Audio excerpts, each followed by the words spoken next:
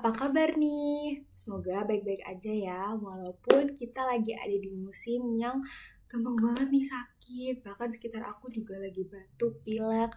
Semoga kalian yang di rumah tetap sehat ya.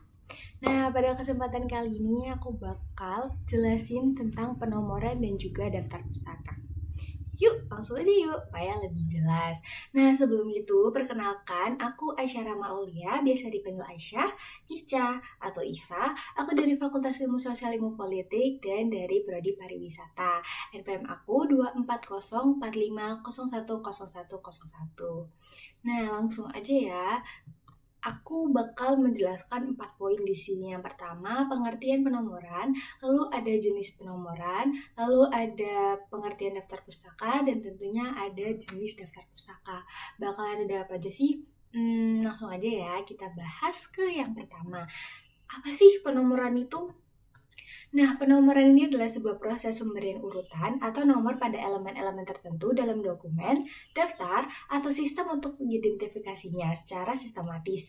Penomoran digunakan untuk mengorganisasi, mengklasifikasikan, dan menyusun informasi sehingga lebih mudah diakses, dipahami, dan dapat dirujuk kembali. Nah, manfaat penomoran ini sendiri itu sebenarnya baik banget guys, tapi di sini yang aku ambil adalah yang pertama, membantu menyusun data atau informasi secara terstruktur sehingga lebih mudah dikelola dan diakses. Selain itu, juga untuk mengurangi kebingungan karena informasi disusun dengan urutan yang jelas dan juga konsisten. Nah, selanjutnya jenis penomoran.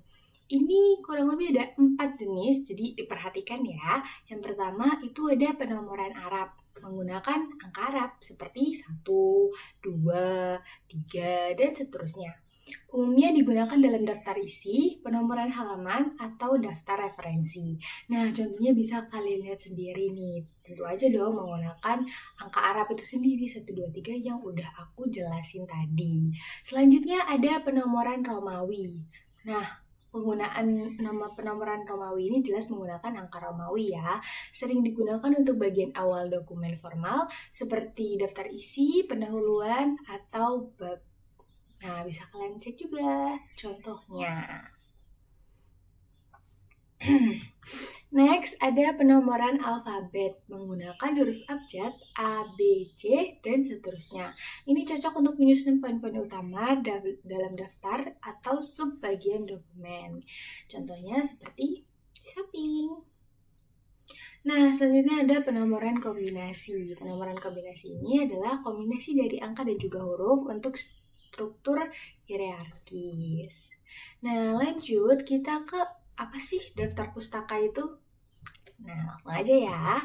Nah, daftar pustaka adalah daftar yang mencantumkan semua sumber informasi atau referensi yang digunakan dalam penulisan karya ilmiah. Daftar ini mencakup nama penulis, tahun terbit, judul, kota penerbit, dan penerbitnya. Dan ini dikutip dari buku Pak Sugiono pada tahun 2015, di mana tujuannya adalah memberikan informasi tentang sumber-sumber yang digunakan agar pembaca dapat menelusuri sumber tersebut dengan mudah. Nah, selain itu manfaatnya apa sih? Nah, manfaatnya ini dengan kita mencantumkan sumber, penulis itu mengakui kontribusi pemikiran orang lain dan menghindari pelanggaran hak cipta tentunya. Selain itu juga daftar pustaka dapat memperkuat argumen atau analisis dengan merujuk pada teori atau penelitian sebelumnya.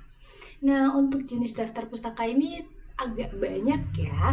Pertama ini kita bagi ke dua dulu. Yang pertama ada gaya penulisan dan juga sumber. Untuk gaya penulisan ini ada EPA style, MLA style, Chicago style. Nah, untuk sumber ini ada dari buku, artikel jurnal, sumber online, skripsi atau tesis atau disertasi. Nah, kita langsung ke gaya penulisannya. Di sini yang udah aku jelasin tadi ada EPA style. Nah, EPA style ini adalah gaya penulisan citasi yang dikeluarkan oleh American Psychological Association. Gaya ini umum digunakan dalam bidang ilmu sosial, psikologi, pendidikan, dan juga bisnis. Nah, untuk EPA style ini tentu aja ada format dalam citasi dan juga dalam format dalam daftar pustaka. Untuk dalam citasinya ini berupa nama belakang penulis, tahun, dan juga halamannya. dan itu menggunakan koma. Untuk format dalam daftar pustaka sendiri ini menggunakan nama belakang penulis, inisial, tahun, judul buku, kota, dan juga penerbitnya kapan. Nah, contohnya udah ada tertera di samping ya, jadi bisa langsung kalian contoh dan kalian pahami. Selanjutnya ada MLA Style. Nah, untuk MLA Style ini gaya penulisannya yang dikembangkan oleh Modern Language Association.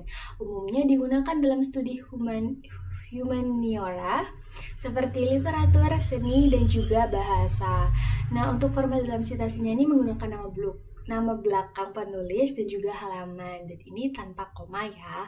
Selanjutnya untuk format dalam daftar pustaka ini menggunakan nama belakang penulis, nama depan, judul buku, kota, penerbit, tahun. Nah, contohnya bisa langsung kalian cek. Oke, selanjutnya untuk style yang terakhir ini ada namanya Chicago Style. Chicago Style adalah gaya penulisan citasi yang diterbitkan oleh The Chicago Manual of Style.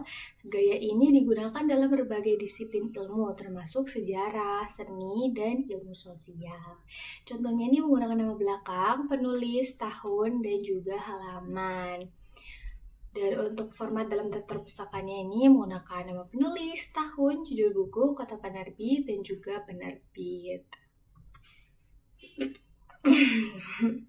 Maaf, oke, jadi ini aku sedikit buat tabel ya untuk aspek dan perbedaan dari ketiga style ini, dimana ada APS Style, MLA Style, dan juga Chicago Style.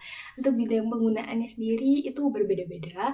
Terus sebenarnya untuk MLA Style dan Chicago Style ini agak-agak mirip, cuman ada beberapa perbedaan di bagian sistem citasi dan juga penempatan tahunnya. Ya, seperti itu. Lanjut ke sumber. Nah, di sini yang tadi udah aku sebutin ada 4. Yang pertama ada buku, yang kedua ada artikel jurnal, yang ketiga ada sumber online, dan yang keempat ada bagian skripsi, tesis, atau disertasi. Nah, untuk buku sendiri ini biasanya menggunakan format nama penulis, tahun, judul buku, kota, dan juga penerbit. Contohnya Sugiono tahun 2015 dengan metode penelitian kuantitatif Bandung, kotanya Bandung, penerbitnya Alfabeta. Lalu contoh untuk artikel jurnal dengan format nama penulis, tahun, dengan tanda kutip judul artikel, lalu ada nama jurnal, volume dengan nomornya, lalu ada dengan halaman. Contohnya Rahmawati, S, 2020 dengan judul artikel Strategi Pendidikan Karakter dengan nama jurnal Pendidikan Indonesia volume 9 nomor 2 dan juga halamannya dari halaman 123 hingga 135. Yang ketiga ada sumber online. Nah, ini sumber online ini menggunakan format nama penulis, tahun, judul artikel, URL atau linknya.